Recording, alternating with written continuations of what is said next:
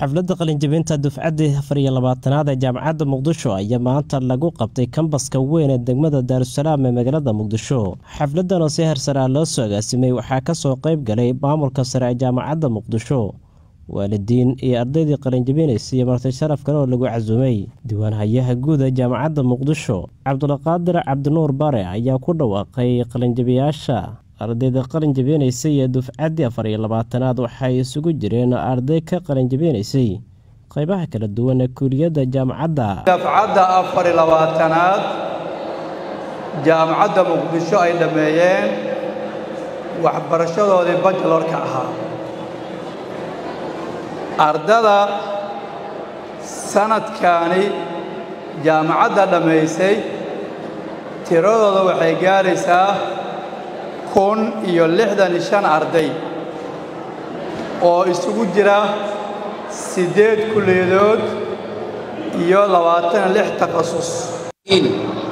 waxaad ka mid tihiin marka wixii maanta ka dambeeya hadduu alla idmo qoyskaas ballaaran oo aad uga tegi doontaan daafaha adduunka iyo meel kasta oo aad tagtaan. qoyskaas qofkii ugu horreeyay wuxuu qalin jabiyey sanadkii 2001 oo laga jooga hadda 24 sano.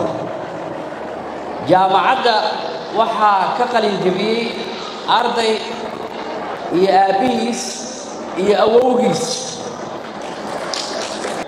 waalidiintii dhinacooda ka taagnaa ayaan leeyahay hambalyo mahad ballaadhanna waa idiin celinaya. waxaan mahad ballaadhan u celinayaa maamulka jaamacadda, macallimiinta, hormuudiyada oo ardadaas tarbiyadooda iyo waxbaridooda muddada dheer soo garab taagnaa ee dadaalka ku soo bixiya. aad iyo aad baad idinna u mahadsantiin.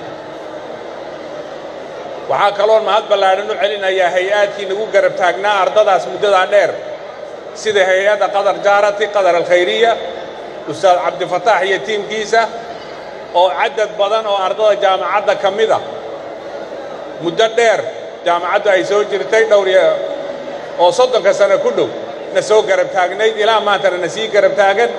maantana ay madax ka yihiin oo isku bedeleen ardadii jaamacadda ka baxday. qadar khayriya aad iyo aad baad u mahadsantihiin.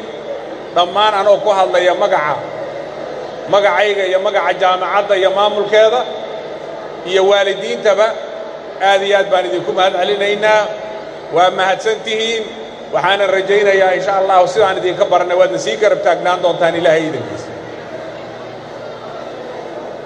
inta haddaan idhaahdo dufcada maanta qalin jabinaysa oo laba kalama idhaa maadaama maalin hadalayn ahayn. qaar ka mid ah ardayda qalin jabisay ayaa ka hadlay munaasabadda.